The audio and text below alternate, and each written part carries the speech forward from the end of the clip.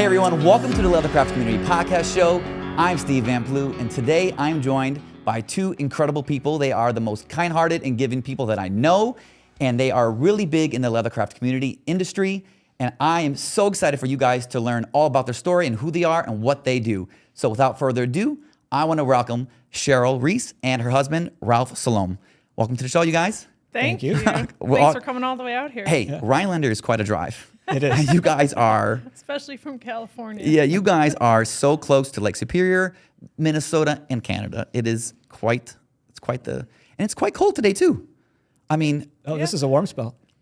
30 degrees. Woo woo. I don't know if you noticed, but I didn't wear a jacket. You got the Wisconsin blood. I got the That's California blood. It's a little thinner. It is what it is. Rhinelander is home of the Hodag, right? Yes. And that is a mythical creature. Yep. Do you guys know anything about that? Is it just made up? Yeah. Yeah. No, it was started as a sideshow gig for a guy in Rhinelander. It was a kind of a traveling fair thing. And he actually made one. He was kind of an amateur taxidermist. He made one and put it in the woods and took some photos of it, and it made papers and stuff to the point where people from the Smithsonian came out to confirm if it was an actual species or not. So it was kind of this whole ruse. In 2022, it was actually rated the best mascot in the nation.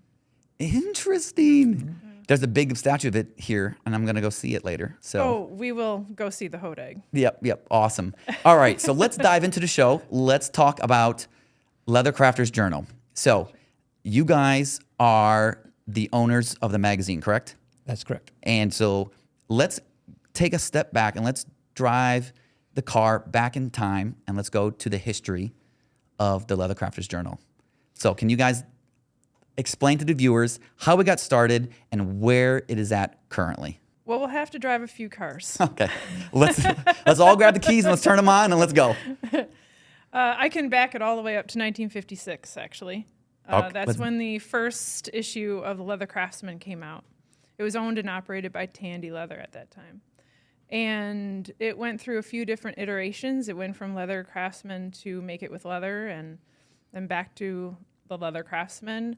And it also went defunct just a few times. So when it went defunct in 1990, my folks decided to purchase the copyrights. They were kind of in between jobs, I'll say. They had owned a mom and pop tire shop for 20 years here in Rhinelander. My dad used to work for Goodyear and then decided he didn't want to move around anymore, and they settled here.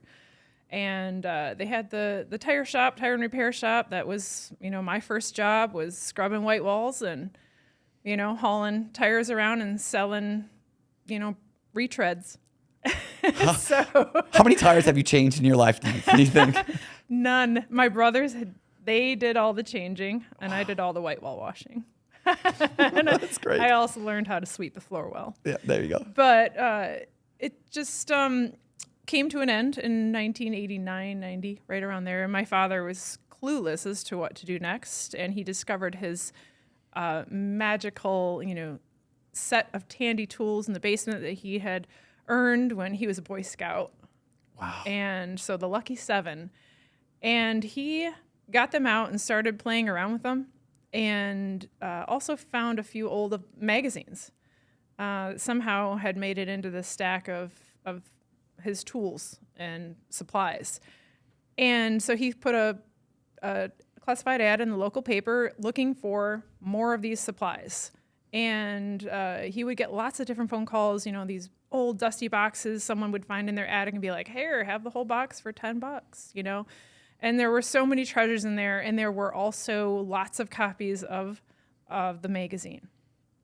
So he was able to kind of trace all of that and called a few people, and then figured out that there was a show happening in Chicago. And so he invited, my mom to accompany him down there, and they went, and that was when the last bankruptcy was announced. And he looked at my mom, and she looked at him, and she said, "What are you thinking?" And he said, "I'm thinking I want to buy a magazine." And she said, "All right." So without having any kind of college education for, any of that, anything in general even, they launched into magazine publishing, and I was still in high school at the time. And that magazine, what was the name of it that they bought? Was it still the Craftsman? It was the Leather Craftsman, I believe. The Leather Craftsman. Yeah. So, I wrote a whole history, a short synopsis in the latest editorial of the January-February 2024 issue. So you can sort of follow that timeline succinctly if you check it out. And then, so your dad bought it, and then how did it get to your hands? Well, they found their own publisher, renamed it to The Leather Crafters Journal. And 3 years after that, they added and Saddlers. So the title was The Leather Crafters and Saddlers Journal, because there just needed to be a way to bring to light what was happening in the saddle making industry. And they felt very passionate about that. They kept that going, and my father became sick in, I'm going to say around 2008 or 7. He started really failing, and my brother, who was employed there, Dave, was very, very helpful, and my mother kept going with it, but my father was starting to fall by the wayside a little bit, staying at home a lot more and unable to go into the office. He passed away in 2010 from colon cancer, and we kept it running for another couple of years. My mom hired Ralph, and I think you had a full-time job before I did. I did. This At is true. the Journal, but well-deserved. And it just sort of happened that my mom decided it was time to retire. She had given it everything. She'd been a working stiff her whole life. So it was time to have some fun. So she sold the rights to Ralph and me, and we have carried it forward since January of 2013. So it's been 11 years now. Awesome. And we'll start with you, Ralph. What is your role currently at the Journal, and what do you do? And then same thing for you, Charil? Well, I do all the book work. I do all the layout of the magazine. I work with Brian Stelzall, our circulation manager, on upkeep of the database, business strategies, and I do some of the web order input, and I take care of the website. Beautiful. And you, Charil? I find all the grammatical errors and everything. That's a very important job to have. Oh, man. That's very important. It's a curse. She was born to do it. It's a curse. It really is. Anybody who's ever had me edit anything are like, oh, I can't believe I asked her to do this. So, it's for me though. It's actually something that I enjoy doing. Perfect. I can't believe I get to do this. I never thought this is where I would be, especially back in high school when my folks purchased the rights and I was the one sitting at home on the weekends helping them stuff thousands of envelopes that would go out trying to find new subscribers. And I thought, man, this is not for me. When they offered, when my father came to me in the mid-aughts and said, is this something that you think you might want to take over someday? I ran for the hills. And I thought, Dad, no, I want to have a life of adventure, and I'm thinking, I'll be stuck in front of a computer and stuffing envelopes the rest of my life. And nothing could be further from the truth. I've had nothing but a life of adventure and travel and met a lot of really cool people along the way. I should say, I mentioned earlier that my mother and Dave were part of the business. But yeah, we can't leave Brian Stelzall in the dark in the corner. He's been with us for 30 years. Wow. And he is the backbone of this business. If we have something that we can't answer right away, in terms of a statistic or remembering what happened way back when, we just go to Brian and he's got it. I was going to ask, so besides you two, and now you're talking about Brian, who all is a part of the Journal family here? Who comes in and makes the magic work every day on this magazine? Well, it's us three, Charil, myself, and Brian. And also we have a part-time person that works with us, Sarah Biolo. She's a family friend and fantastic person. If anybody's ever talked to her on the phone or met her, they'll know. But she works with us part-time. She does a lot of the web order input, and she also helps Brian manage a lot of the database stuff and a lot of the subscription and circulation type of issues.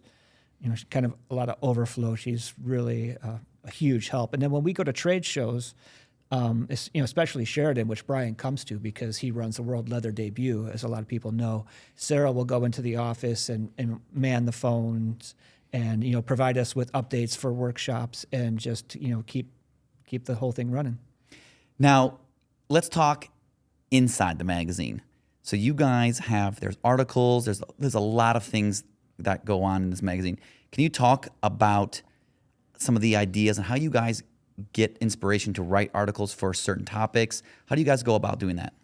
Well, I would go back to when you were asking us what our roles are. I think Charil was incomplete, and she really talks to a lot of the artists and contributors as far as getting articles and having article ideas and reaching out to people. She talks to all all the people who do workshops and stuff. I mean, she puts in an incredible amount of work curating articles for the magazine and making sure that we have the right people for teaching workshops. So it's an incredible amount of work. Hey y'all, I want to talk to you about the very first sponsor for the Leathercraft Community Podcast Show, and it is Leather Machine Company. If you are looking to upgrade your workshop or to speed up the process on making items, then look no further than Leather Machine Co. They have various sewing machines of multi-purpose needs, along with leather cutting and splitting machines. Check out their website or give them a call for more information.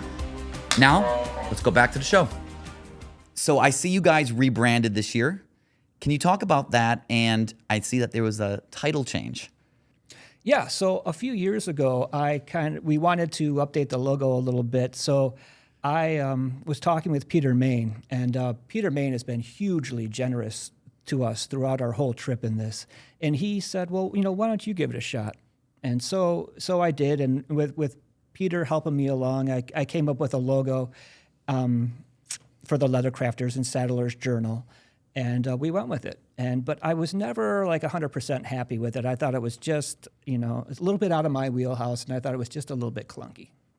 So a little while ago, we started collaborating with Dave Skinner and Ernest, and it's become a relationship that all three of us have really come to enjoy. But anyways, I brought to him that I really wanted to modernize the logo and bring him on and do it right. So it went through a few iterations, took a little bit of time, but we're really happy with where we landed. And what we did is we changed it to Leather Crafters, singular possessive, because we wanted to convey that this is a magazine for the leathercraft people. It's about them. And so we shortened it to Leather Crafters Journal, because actually that's the name of the company. That's our URL. And we just kind of wanted to condense it, make it a cleaner, more recognizable logo. And we're very happy with the work that Dave did. Awesome. Now let's dive a little more deeper into the magazine. Let's turn a few pages. Yep. You guys have a very unique thing with your magazine by having a printed out, is it a template? Am I using the correct terminology? We call it a pattern pullout. A pattern pullout. There we go. I didn't want to be disrespectful about it. So all good. Pattern pullout. That is awesome. And that's great for someone who's may want to save that, pull it out a year from now when they're working on said project on that. Can you describe a little bit about how you guys came up with the idea and why you guys do that? We actually didn't come up with the idea. It was part of the magazine, probably from somewhere in the 60s forward. Really? Yeah. It's always been something available stapled into the center of the magazine. Wow. Mm-hmm. And then how about the sections of the magazine? Can we talk about that? Sure. Do you guys talk about leather history, or do you guys talk about anything for sale, that kind of stuff? What goes into the meat and potatoes of the magazine actually? Well, bread and butter would be, in terms of content, are the articles about how to make things with leather. So step by step, or a tip, lots of photos. We really appreciate getting lots of photos.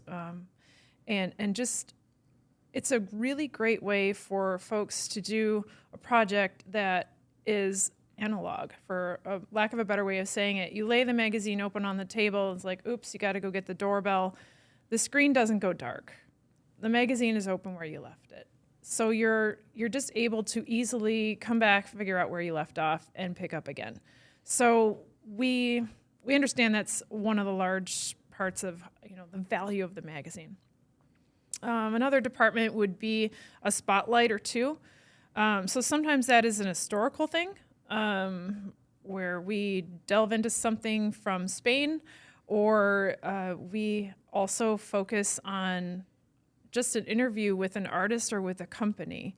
And we have heard that the feedback on those articles is always very positive. We like it when our readers feel connected to the magazine because they're connecting to the actual people writing the articles or providing the materials. And so we know that's very important. There is a large section of the magazine is devoted to our wonderful advertisers, without whom we wouldn't exist. And there's also a classified section at the back, and a leather industry news, usually a page or two, where we can do, just a short announcement for someone. And then there's a page with guild information. And what am I missing? Well, for the last few years, we've been just so fortunate to have Bob Klenda really diving into some the nuts and bolts of saddle making and his journey as a saddle maker throughout the years. It's been a fantastic journey with him. I actually enjoy reading those little snippets because Bob has a wealth of knowledge. Yes. And I'm like, oh my God, I'm like, what is he? So every time I get the journal in my hand, I'm like, what is Bob talking about today? Like, it's pretty fabulous. Bob taught me something about editing. And he has a unique turn of phrase where he'll say, being's that. And grammatically, it's not allowable. And I used to strike it. And then I realized I took away his voice when I did that. So it's been a really fun dance. When I get to edit Bob's articles, mostly I'm just, checking for a run-on sentence here and there. But it's taught me how to retain the flavor and not get so grammatically correct all the time. Yep. And now, when someone wants to subscribe to your magazine, do they have to have a physical paper copy, or do you guys offer digital versions of it as well? No, we have quite a few digital subscribers. Awesome. Now, does the digital go back to in the past, like in your history, or does it begin in, like, let's say, like year 2020?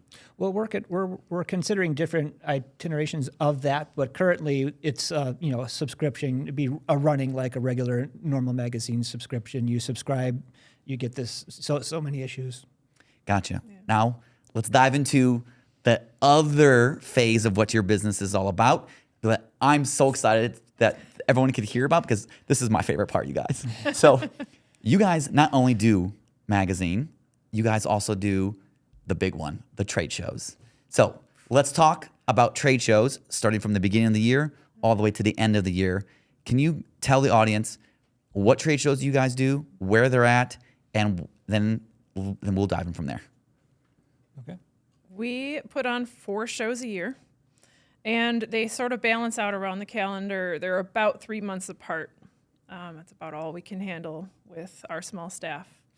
But the first one of the year is in Prescott, Arizona, and that's called the Southwest Leatherworkers Trade Show. And that one's been going for over 20 years now. Wow. It's moved around a little bit. Yeah. This will be our 11th year in Prescott, 2024. Yep. Gotcha. In May, we host the Rocky Mountain Leather Trade Show. That was the first trade show that my folks ever started. And this year will be our 28th year in Sheridan. We only missed a couple of years due to the pandemic. So if that hadn't gotten in the way, that'd be that'd be the one with the best track record ever. You know what? We'll put a little asterisk on I that think because it deserves it. Yeah, it deserves it. We'd have been there if we could have, and so would everyone else have been. Yeah, I agree. The disappointment was palpable. And then in August, we have the Heart of Texas Leather Show, and that one's in Waco, in Texas, obviously. The Waco Convention Center. Yep. At the Fabulous facility. It is really, really nice there. State of the art, and just plenty of air conditioning, so you never have to worry about the heat. And then in October of every year, we host the European Leather Workers and Artists Trade Show.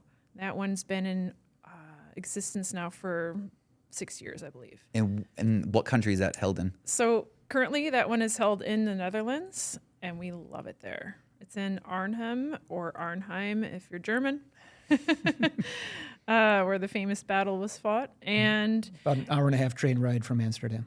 You know, my very first trade show was Prescott. And I don't know what it is about that trade show, but that one, I love that one. It just holds a little nice special place in my heart. I think it's because it's at a resort, it's at the top of a hill. Yeah. So like you park, you go in, you can check into your hotel, you can go to the trade show, and you can get food and a drink. It's like all under one roof. And I don't know, I like it. It's so easy for me. So it really is easy. And this year we simplified it even more because we have more workshops than usual, but we have them all under the same roof. Whereas before we've had to rent rooms down in the town to have some workshops, and that just creates a little bit of uncertainty, where people are not sure where they're going, or that's not a thing. We're all at the resort this year. Yeah. Gotcha. The resort opened up more room that they had just had a restaurant in, and they're no longer using that space for a restaurant, so we're able to use that space. So that's what allowed that to happen. We're super excited about that. Hey everyone, I want to introduce you to the show's second sponsor, and that is Leathercrafters Journal magazine. They are based out of Rhinelander, Wisconsin. They publish 6 magazines per year covering a large variety of topics such as how to do projects, event details, where to buy tools, and even a classified section. There is so much to see and read from cover to cover. Head on over to their website and sign up for a subscription so you can stay up to date on all things leathercraft. Now, for people who are watching this for the first time or who have never attended a trade show, are there costs to enter the trade show, and what can they expect once they go to a trade show? Well, the trade show itself is free. There's no cost for coming to the trade show and walking around, visiting the vendors and meeting everybody. The workshops all have their certain fees depending on length of time, materials, and what's involved. And they'll start from a half day. They'll start around the $85 price point. Now, you guys also do a lot of what Ralph was saying was these trade show classes. Can you guys talk a little bit about who teaches and what kind of classes that people can expect if they were to attend? Because there are a lot of really, really awesome classes taught by some really, really prominent people. How to encapsulate that in 1 or 2 sentences is really difficult, but I can try. I have a list on my computer, a Google Doc, of over 70 individuals who have taught, are teaching, or will teach at a trade show for us. And we just kind of, blanket it. I kind of know who's going to come to a show and who's too far away, and we can kind of change it up that way so not every show is a cookie cutter of the one previous to it. But as far as the content goes, I leave that up to the instructors quite a bit. Sometimes I do know that we have a request for a certain subject, and it's come up more than once, and I think, okay, yeah, this is something I need to chase down so I can find the right person to teach it.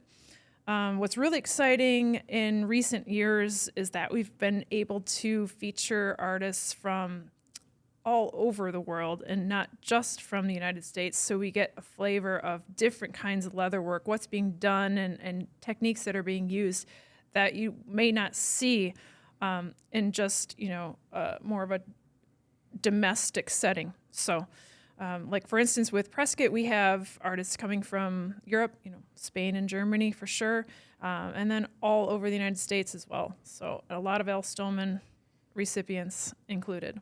Wonderful. And can you talk about the World Leather Debut? What is all that about, and how can people go and see that? And can they vote for it, or how's that all done? So Cheryl's dad started it at the show in Sheridan, and he came up with the name and the format. But I think it really started to become what it is today when Brian took it over. And it's Brian's baby, 100%. He starts, so that's at our show in Sheridan in May. Brian starts working on the World Leather debut October 1st, the year before, as far as lining up sponsors, lining up judges, and really dialing everything in. And he puts an incredible amount of work and dedication into it. And it's turned into really something cool. We have pieces of artwork coming from all over the world. They're judged by master leather workers in a judging format with points, and it's 13 categories, and with money paid out to first, second, and third, and it's just been a really, really fun to see what comes in every year, and people really look forward to it. When I walked into the leather debut, I was just kind of like, oh my God, I had to take a deep breath. It is, there are just some wild and wickedly talented people out there. Yeah. And, oh my God, those saddles, the chaps, I mean, just the carvings, the boots. I was like, yo, people are so talented. And I take my hat off to them because I was like, this is so cool. It just looking at the detail, and like you could sit there for hours looking at all the items. And then I wanted to ask, because there are ribbons on some of those items. Can you describe what those ribbons are and what does that mean to the audience or the people who attend the trade show? Yeah, so the judging goes on during the day on Friday, and then the artwork will be judged, and then they'll be assigned a first, second, and third by points, and the ribbons are first place, second place, and third place, and we try to put those out so when the debut opens on Saturday, everyone can see how the various artists did. Now, I do want to take another step back to the magazine. So let's talk a little bit about that. So if people wanted to order back issues, how do they go about doing that, and how far back can they actually order? I think the furthest back you can go that still has some issues sitting around would be 2007. No, maybe, let me back up another decade. Maybe like 97-ish. Okay. Maybe 95. There might be one issue of 95 still available. I actually should know this a little bit better because I was just down in the dungeon and counting back issues and just checking on our stock. And I did have to empty a couple of boxes. So wow, when they sell out, they sell out. Yes. I'll go ahead. Well, I was going to say, when we print a magazine, we print a certain number over because people really do enjoy getting those back issues. So we do have those available, but like Cheryl's saying, the ones from the 90s are starting to trickle down as people buy them. There are certain issues that my father way over-ordered. He did everything big. If you knew Bill, he was a big dude, and he did everything big and never halfway. And sometimes I think he had grandiose plans for hundreds of magazines, or just expecting that they would somehow, end up being sold somehow. And, we even have a storage unit with some older issues that, just we have too many of. But Yep. it's hard to throw them out. Yeah, absolutely. Now, can someone go to a store like Barnes & Nobles and go to the magazine section and pick up your magazine, or do they have to go to your website or fill out a mail order form and order that way? Well, we have a few people who wholesale the magazine throughout the world, but primarily it's subscription-based. Gotcha. Now, I want to know, where do you guys see the future of this leathercraft industry going? Because you guys are so connected to so many leather artists and so many leather companies, and you're seeing this change throughout the industry over the course of said decades. Where do you think the leather magazine, is it going to go more digital based on social media? How do you guys feel about where this industry is projected to go? Oh, that's a great question. None of us can foresee the future, of course, but I mean, it seems to us that, people still really enjoy the magazine just because the format of the magazine and the format of the leather itself, it kind of lends itself to being, an analog type of experience, hands-on. But as far as the industry going, we're seeing a lot of more of artisan type of people coming in, people more with a stricter artist bent, and we're also seeing a lot more women and a lot more younger people, which is refreshing.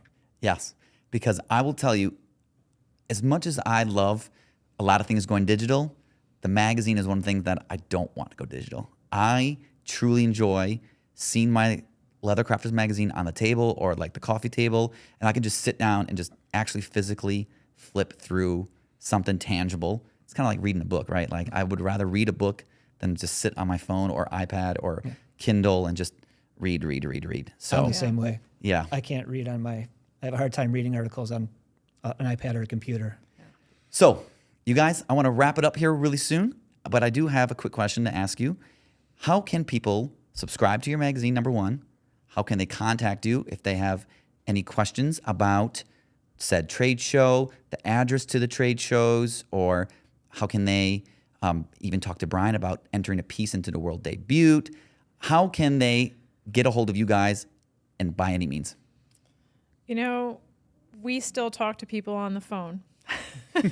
So I would definitely give us a call. The phone number is 715-362-5393.